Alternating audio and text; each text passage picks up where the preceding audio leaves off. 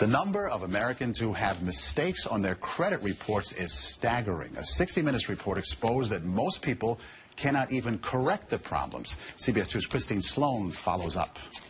Meg Pasternak says a mistake on her credit report nearly destroyed her credit. We had to present so much documentation to say this wasn't ours, and then we still had to pay something to get rid of it. Pasternak says it took months to resolve the problem. You feel kind of helpless because they got you under the gun if you need to get a new car or a house or for anything. Pasternak is not alone in her frustration. A new government study finds up to 40 million Americans have mistakes on their credit reports. But an investigation by Steve Croft on 60 Minutes finds most people get nowhere trying to correct an error. Ohio's Attorney General tells Croft that is a clear violation of a federal law. The federal law says that if you believe that there is a mistake, you can go to them and they have an obligation to do a reasonable investigation.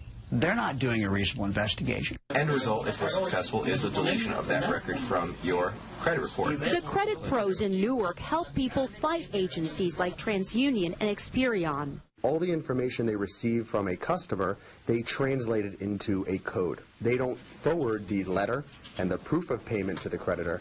They just forward the 3-digit code. So the best way to protect yourself? Go directly to the creditor rather than going to the credit bureau themselves. Another good habit to get into, check your credit report periodically to make sure there are no changes. In Clark, New Jersey, Christine Sloan, CBS 2 News. And like 60 Minutes, we were unable to get an actual person at the 3 credit reporting agencies.